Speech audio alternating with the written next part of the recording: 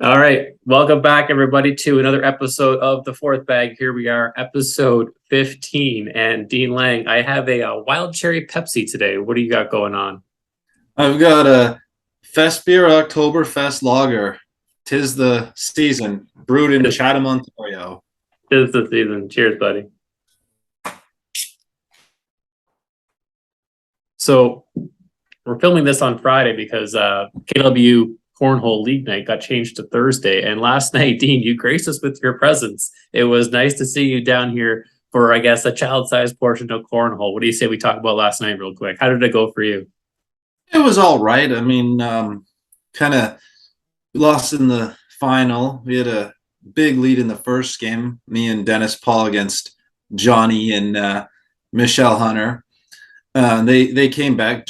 Johnny chipped away on mine. Michelle chipped away on Dennis. After we were had 17-4, but whatever. It was a good time, I think. I noticed there was a lack of music last night, which kind of made for a different type of atmosphere. And we were chatting about having music at cornhole. Just it just allows you to like not have to hear all the other noises. Like, what are your thoughts on like the ambient noises in cornhole? Like, do you like to have music playing? Do you ever play with headphones, or what's your style? I don't play with headphones, but I do like music playing. I feel as though it adds something, and sometimes I'll play some songs in my head. Like I don't have headphones in, but I'll just play whatever song kind of comes into my mind at that time and go with it. Yeah, there was a time where I actually would play with headphones just to see what it was like, and I was actually learning a song. And Steve Pohl will remind me that I really, really, really am not good at singing. I tried singing and learning the song "AA" by Walker Hayes down in Brantford when I was playing him, and he was just like, "Nas, will you stop singing?" Because I would just be singing broken lines of a song, but I had it so loud in my ears that I couldn't actually hear him next to me. So I know Steve will enjoy that. Um, I ended up in the B bracket. We had 40 some odd players yesterday, and so Laurie Turner and I we were able to get the job done in the B bracket, and we finished up there against Mike and Steve King. But Steve King, always a pleasure to play with. I think I might have got to him by not letting him go for a smoke break before our last game, but I just don't like cigarette smell. And sitting next to a guy who smoked, man, sorry, Steve. We also had to get home. It was getting late. So anyways, apologies, Steve, for not letting you take a smoke break, but maybe that was just gamesmanship. Who knows? Eh, I don't I feel yeah. I've played a lot of games against Johnny DeBody, and that smoke smell is awful. All right. So child-sized portion of cornhole. Thank you for coming down last night. That was fun. I enjoyed getting to see you in person. Want to look at last week's picks for just a quick recap. We'll just touch on it. You are on a bit of a slide, but last week you came back with a 2 week. The Jets unfortunately beat my Packers 27-10. That was unfortunate. And the Vikings beat your Dolphins 24-16. So our two picks with our home team or homer teams didn't work out. But the Bengals covered, the Falcons came through, and the Eagles are still perfect at 6-0 on a bye this week. So a 3-2 record brings your season total to 19-10-1. That's right, Chris. I mean, you wouldn't think Miami could have lost after having outgained Minnesota by 224 yards, but that's exactly what happened. That goes with Jacksonville outgaining Houston by 174 the week before. It's just incredible, really. We touch on picks this week. I have a couple of the records of these teams written down. It's incredible to see. It's like the NFL is a sport where any week any team can win, and this year is definitely one to show that. Want to touch on baseball real quick. I don't have anybody left in any of my tickets except for the Yankees, and they're not doing so well. The Astros actually haven't lost a game, I don't think, yet in this postseason. What are your thoughts on Houston? Do you think they can run the table here? They're not going to win every single game. They're going to lose a game at some point. I mean, I think they're going to win the whole thing. I definitely want them to. I'm pulling for Dusty Baker to get one. Because he got fired from San Francisco before they got that horseshoe up their ass when they won those 3 World Series in 5 years. And he deserves one. He's been around forever. He's a great baseball guy, and I mean, he's restored dignity to the Houston franchise after that scandal. So he deserves to pay it off with a championship. Um, I think the Yankees will win tomorrow. I like Garrett Cole in the Bronx to come out strong, and they'll get it to 2-1. But ultimately, I would imagine Houston gets one game in New York, and then they go back home and prevail in the sixth game. And what are your thoughts on the National League? I know was it the Braves and the Dodgers got ousted by the Phillies and the Padres, and so the top two teams are out and kind of opened up the National League. What do you think about the Padres and the Phillies series? I said both teams were live dogs going into the series. I mean, it's a small shock, but they're both coming together at the right time. I would probably say that the Padres have the slight edge because they've got 3 ace caliber pitchers to the Phillies 2. But we'll see. I mean, Musgrove has to go into Philadelphia and deliver tonight. All right. The other thing we got going on is the NHL season, and I mean, don't look now, but the Montreal Canadiens, they're winning games, Dean. Maybe they won't be in the basement for long, but they're off to a solid start to the year. What are you seeing early on now in the NHL season? Well, the Leafs still can't win at home against the Coyotes. The last time they won in regulation against the Coyotes was 2002 when we were still in high school. That's a long time ago. That's 20 plus years, and Montreal, yeah, they're 3-2. We'll see how far they go this season. It's still early yet. I mean, Tampa Bay's 1-3, and we know they're gonna still be something. They're gonna be a contender. Yeah, I mean, you can't really get much from this 5-game sample size. But as a Habs fan, Dean, let me tell you, if I've got a 5-game sample size and I'm still in the mix, that's what, I'll take that for now. Hey, take every victory you can get. The Habs beat the Leafs in the opener, and that can never be taken away. Absolutely. Is there anything else you want to touch on before we head on to this week's picks? Well, we have the start of the basketball season, and I've made a few picks for over-unders for that. So I've got Philadelphia over 50.5. I think Harden he seems to be turning over a new leaf. He took a pay cut. They added some depth. I mean, they started 0-2, but they're playing great teams. I think New Orleans is going to make the playoffs. I think they were minus 160 for that. I think they got a good chance to make the playoffs. They've between Brandon Ingram, CJ McCollum, and I forget the other. Oh yeah, Zion Williamson. I hardly remember him because he's never on the court, but I feel like those 3. That's the groundwork for a great team, and they're going places. I think the Raptors over 46.5. They're just a consistent, high 40s, low 50s win team. But that might be one of the best divisions in recent memory in any sport. I mean, you got the Raptors, the Celtics, the Sixers, the Nets. They're all looking like playoff teams. And even the Knicks are a decent team. I mean, I don't think they make the playoffs. They're probably going to be close to 500, but maybe in any other division, they might be a plus 500 team. So, I mean, and there's going to be some teams that are going to be really terrible this season. There are a lot of teams who have kind of gone the fire sale route, and they're kind of bracing for Wembanyama, I think his name is. It's the I wish there was a catchy name we could like the suck for luck back all those years ago when Andrew Luck was the surefire number 1 pick. But there are teams who are kind of racing to the basement, and those would be the likes of San Antonio, Oklahoma City, and Houston. Utah's my team, and they kind of fire sailed their team, but they still have some decent players. They should be better than those other teams, and they hammered Denver, who's supposed to be a good team, on Wednesday. So it's wide open this year, and I don't like picking champions for leagues on day 1 of the season because we're talking about something that's not going to be decided for another 7 or 8 months.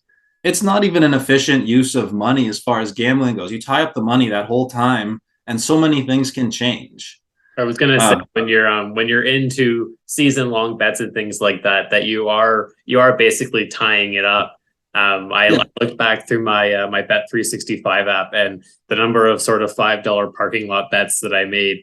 I don't really think any of them are going to pan out. And that money is just, like you said, it's tied up. And so, if you're going to put any substantial amount of money on any team, then leaving that capital, tied up for the long term might not be, like you said, be the best use of funds. Now, if you're using free bets, there was an example last, I think it was you had to bet like $1 or something like that on the Raptors to win.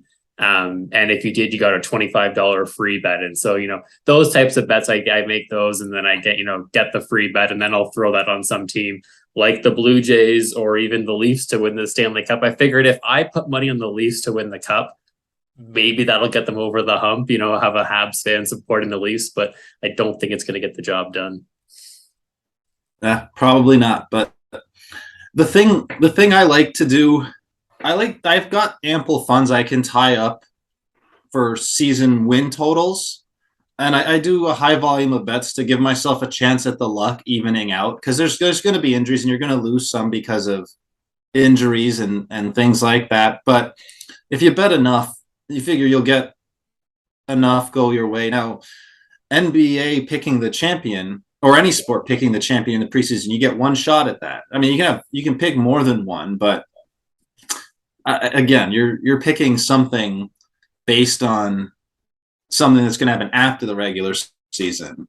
So it's just not something I really like to do all that much. And I mean, so a lot of my wins, like way back in 2004, I picked the Tampa Bay Lightning to win the Stanley Cup in the middle of probably around February or March.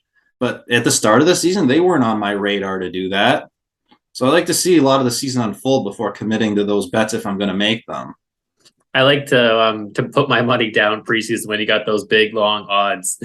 This year I've got money on the Bengals and the Ravens, and I mean, I don't know if either of those bets will pan out, but I mean, at least I've got skin in the game for when the season sort of starts to take some shape. But yeah, I don't like the the chances of those after seeing how the season started off. I wish I would have had some money on the Eagles. The Eagles are doing quite well to start this year. And I think you might have mentioned them early on, so I should have been paying more attention to myself here and listening to you.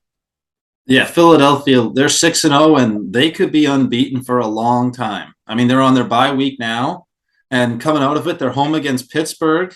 They go to Houston in a Thursday nighter and they come back and they face the Washington football team in the Monday nighter after that. So they figure to be 9-0 when they go into Indianapolis in mid-November. Hopefully they will do well, and I don't know, maybe they'll unseat the Miami Dolphins as that undefeated team. We'll start knocking on wood as we get closer. I know it's gonna get a long season, but you know what? Once they start to get to that 9 or 10 win total mark, then people start talking even louder about that kind of thing. Yeah. So you had mentioned fire sales, and I'll let that lead me into some of the picks for this week that you've made. The first pick I want to talk about, it was actually the last one you gave me, Dean, and that was Tampa Bay -11 at Carolina. Now, did this pick come to mind before or after the news of Christian McCaffrey being potentially dealt to the 49ers? Potentially, I thought that was official. Or officially, sorry. Well, what was going on? I was considering a few different picks for this number 5, and Tampa Bay was one of them. The other ones I considered were Las Vegas, and we'll talk about that in the Survivor segment. I also considered Miami. We'll probably talk about them a little bit in the Survivor segment as well. But ultimately, the thing that made me decide to go with Tampa Bay here is the trade. Carolina's giving up on this season. Tampa Bay's coming off the loss. And, you figure if they're gonna answer the bell, this is the time. Well, they're gonna answer the bell. I mean, Tom Brady's not gonna throw in the towel. on a season, but Carolina is throwing in a towel. I mean, somehow Walker is just as bad as Mayfield, and if not worse. Well, he's just as bad as Mayfield was playing. Mayfield is playing the worst football of his career, and Walker's not any better. And there's no reason to think Carolina's going to be able to score more than 10 points. So, yeah, that was ultimately, and the spread's now up to 13 a lot of other places. So at the super contest where it remains static, it's still 11. Well, glad you can jump on the super contest line at just 11 points. I feel like, Brady and the Bucks should just hammer Carolina on the weekend. And so hopefully that one does come through. A surprising team for me was the Giants at 5-1. So they're actually rode as a 5-1 team. They're the underdog at Jacksonville, and you like the Jaguars -3 at home against the Giants. I do. Yeah. The fact that the 5-1 Giants are a 3-point underdog against the 2-4 Jaguars is astounding, but it's certainly a situation where they're trying to induce public money on the Giants. And the spread the spread doesn't rise, but the line on the Jags, the -3 keeps rising in some sports books. So they're trying. So the sharps are on the Jags, and the public is probably betting the Giants because they look at it like, wow, they're an underdog. But the reality with the Giants is they've gotten some good fortune this season. They've been behind a lot early. In a lot of games, they were down 13-0 to Tennessee. They were down 17-3 to Green Bay. They were down 10 late to the Ravens, and Lamar Jackson kind of gave that game away with that interception. At some point, Jacksonville, at some point, they're going to have a game where they're flat and they're going to get blown out. And Jacksonville's desperate this week. They've lost 3 games in a row, but they're better than their 2-4. And the Giants are not as good as their 5-1. So we get a little bit of regression to the mean, I think, this week, and Jacksonville wins a game they have to have. Got it. And the next one on the list here is the Lions. And you like the Lions to be their +7 on the road against the Cowboys. The Cowboys welcoming back Dak Prescott. I believe Dak will be starting this week at home for the Cowboys. And you like the Lions +7. That's right. Dak is coming back. He will return action as a starter. But the Lions are welcoming back several key offensive players off their bye. And they got shut out in New England when they were shorthanded. They were embarrassed. And they had 2 weeks to think about that. I'm really hoping that DeAndre Swift is back in the lineup. I know my fantasy team certainly missed him, but with, like you said, some key pieces back in the lineup, the Lions will be closer to full strength than they've been in a while. That's right, Chris. They scored 140 points those first 4 games.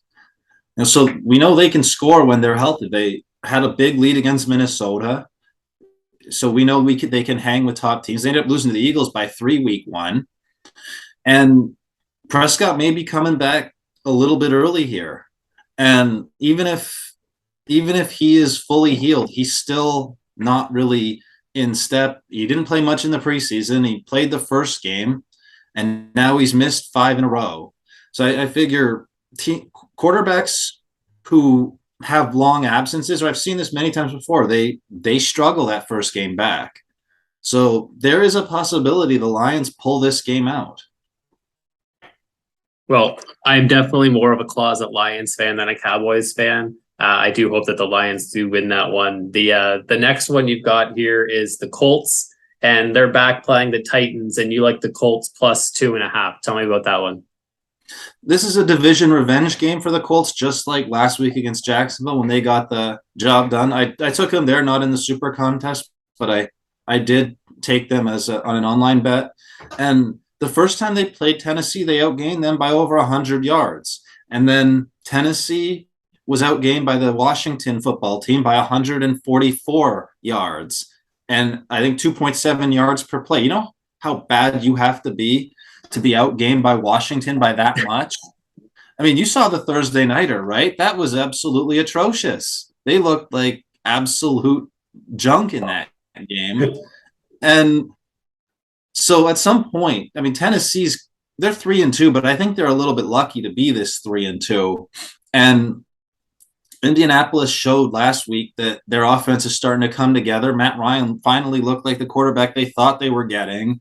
And I see that continuing, and Indianapolis should be able to outgain Tennessee by a good margin, and this time they'll get the win.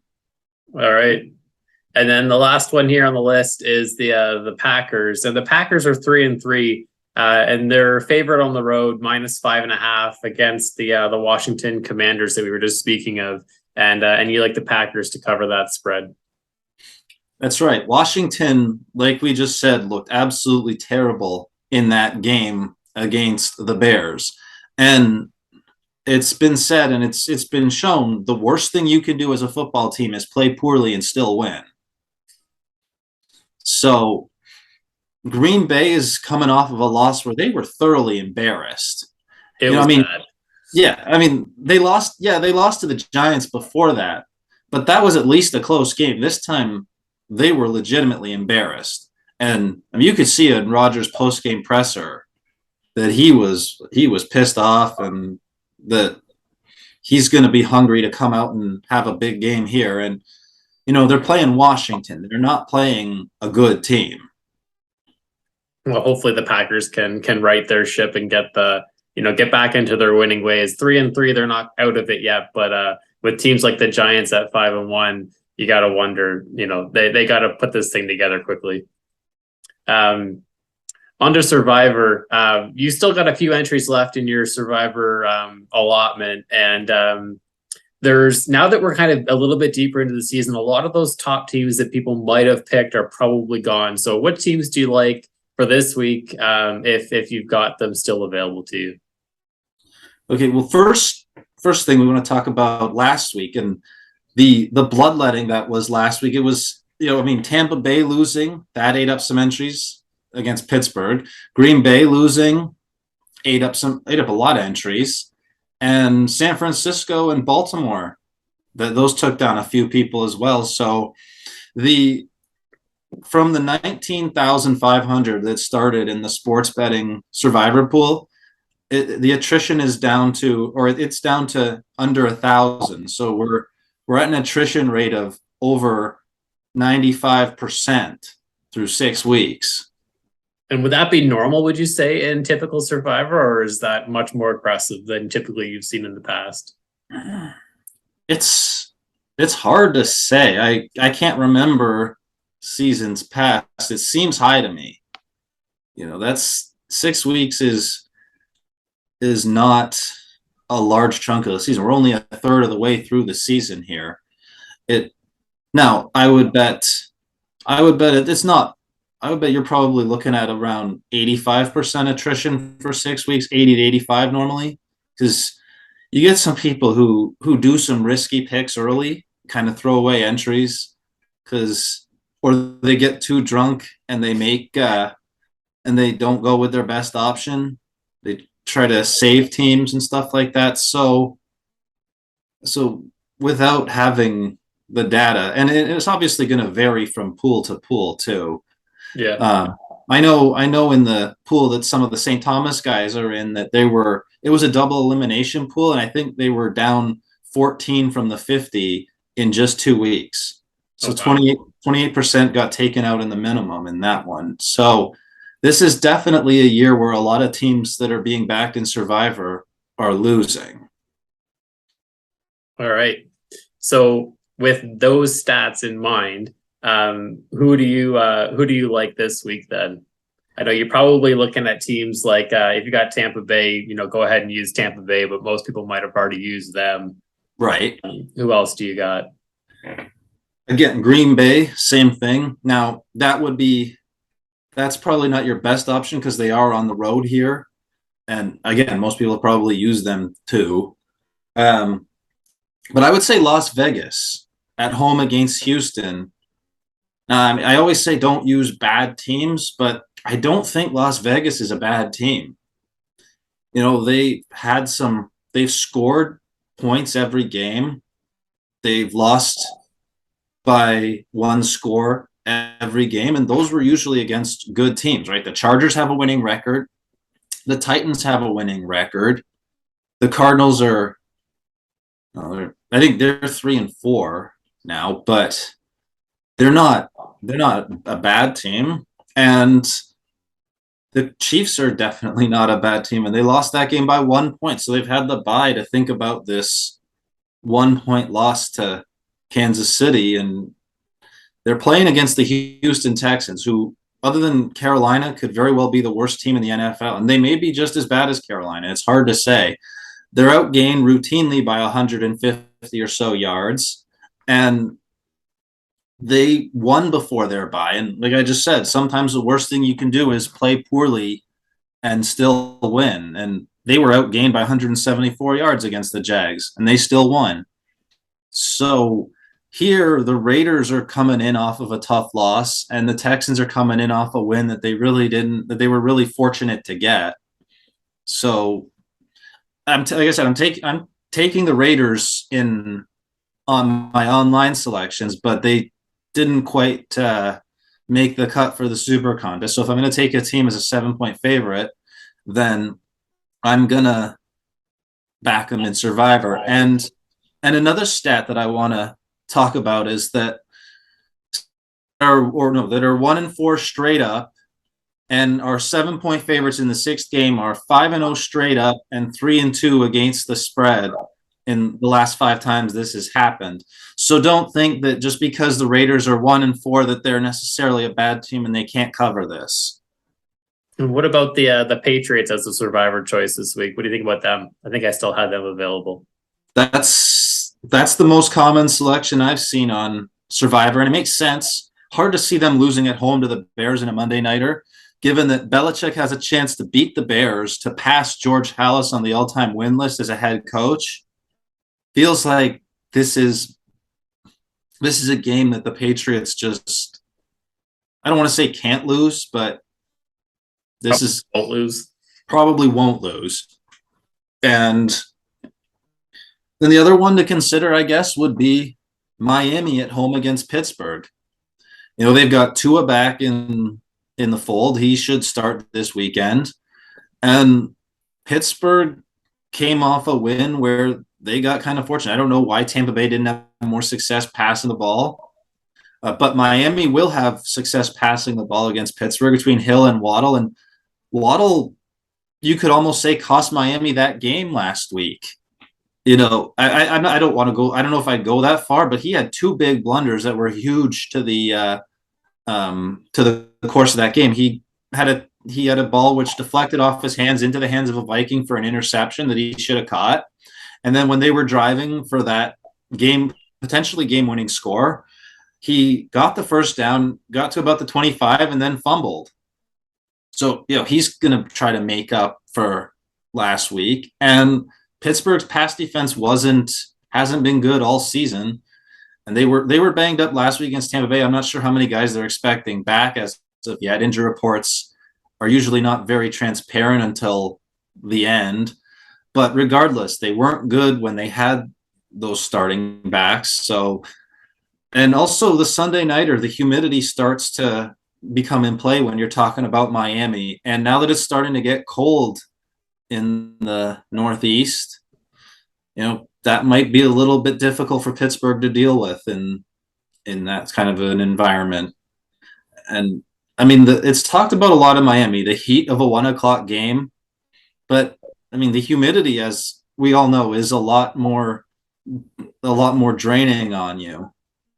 Well, right now we've got the sun shining this week. Like you were saying, the weather has been changing. We went, down to below freezing, potentially getting some snow, and now we're back up to like 14 degrees or something like that today. We got the sun shining all weekend. Hopefully the sun will be shining on your picks this week, Dean. To recap them, you've got the Jags -3 against the Giants. You got the Lions +7 against the Cowboys. The Colts +2.5 against the Titans.